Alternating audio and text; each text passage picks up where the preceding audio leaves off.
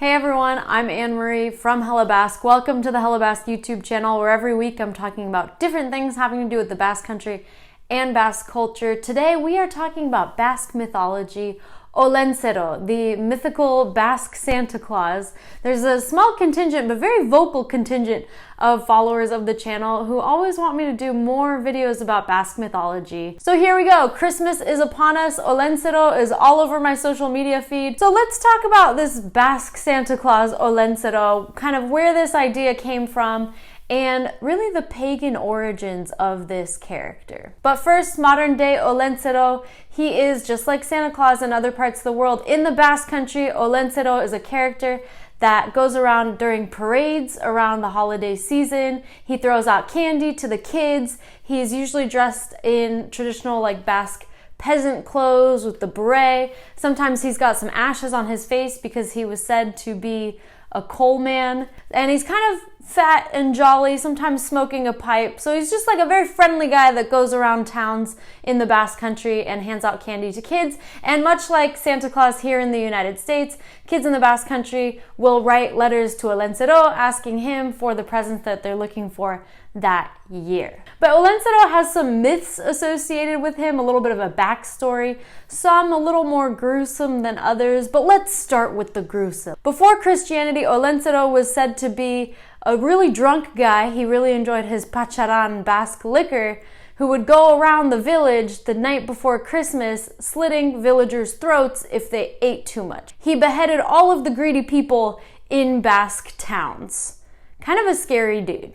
Not somebody you want to be friends with. Not somebody you want your kids writing letters to. But with the introduction of Christianity, the Catholic Church all over Europe was trying to clean up some of these pagan stories, pagan mythical creatures, and trying to incorporate them into Christmas holiday traditions and also reflecting Christian values. So Olentzero's myth got a little bit of a rebranding. He was said to have been the last remaining of the giants in Basque mythology. There are a race of giants that died out. Now the story goes that once upon a time, many thousands of years ago, there was a very bright cloud that appeared in the sky, and nobody in this Basque town could look directly at it except for a blind man in town. He was able to look at this bright cloud, and he saw within it that, oh, Christ was about to be born. He announced the coming of Jesus Christ. Now, apparently, this really depressed him because he didn't want to give up the pagan traditions of the Basque Country. So he went to the giants and he asked them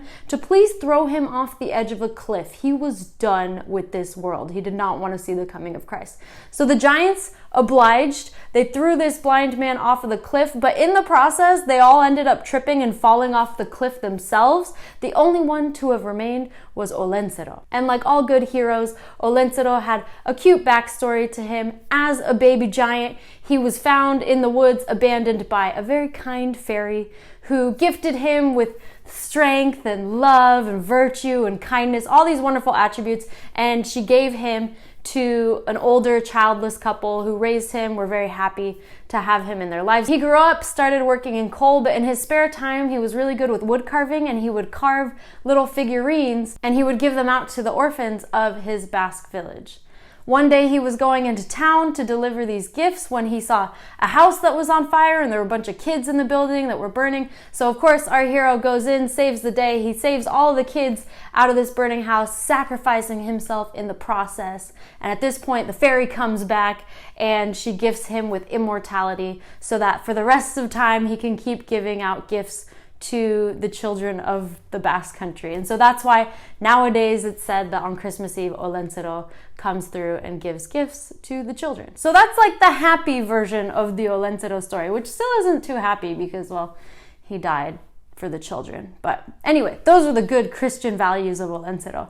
But what interests me the most about the stories I've read of Olentzero online is the association with the ancient pagan traditions way before the stories of Olentzero as a person, more Olentzero as an idea, as the time of year when winter is coming. From what I've read, the name Olentzero refers back to a really ancient pagan tradition in the Basque Country of people going out into the forest, chopping down a huge trunk, a giant log off of a tree, and bringing it into the home and burning it the night of the winter solstice, which you could say now is around Christmas Eve. And people in the Basque Country would burn this giant log as kind of an offering to the sun god, and it was a way to guarantee future prosperity and protection in the new year. So when I read this sounded very much to me like the Yule log tradition of Northern Europe. So we like to talk about how the Basque Country and the Basque traditions and myths are so special, but it's actually really cool to me to see the connections that no, there's actually things in Basque culture that are very similar to other European traditions. But of course, over the last 100, 200 years, as Christmas has become way more of a commercial holiday and Santa Claus has become a big figure to try to get,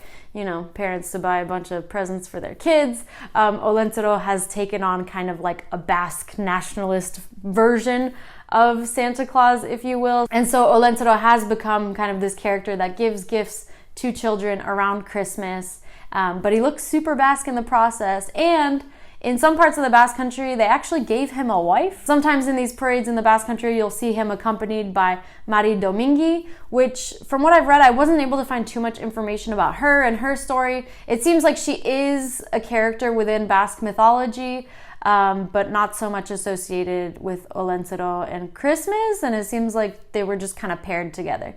Maybe I'm wrong on that. If you have more information about where Mari Domingi came from, like let me know in the comments. That'd be super helpful. But yes, they did give Olentzero a wife, because heteronormativity, am I right? We gotta give those kids some good straight couple role models. Hi, I'm from San Francisco, if you didn't know. Anyway, so that's a little bit about Olentzero and this idea of Basque Santa Claus. I was really curious to research it a little more myself because my dad is from the Basque Country. He grew up in the Basque Country a long time ago. No shade to Aita, but he's a little older than your everyday dad. And so he never grew up with Olentzero. He had no idea what that was. If you say it to him, he has no clue. So I just want to learn more about this Basque Santa Claus, because there's some parts of the Basque Country where Olentzero is like a huge deal and very commonly known. And I think it is more nowadays. You know, Aita didn't have too many Christmas presents back in his day.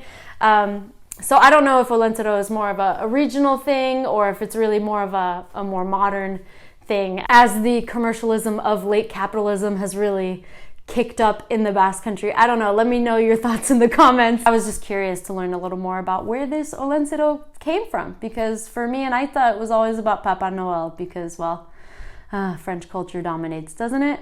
In some parts of the Basque Country. But I think that's a subject for a different day. Why is it that every time I get into these videos, something gets political? That's just a little bit about Olentzero. If you're new to the Hello Basque YouTube channel, welcome. This is it. This is what you get, my rantings on different Basque topics. So if that interests you, please subscribe down below. You can also follow me on Instagram, Twitter, and Facebook at Hello Basque. And thank you so much for watching. I'll see you in the next one. Bye.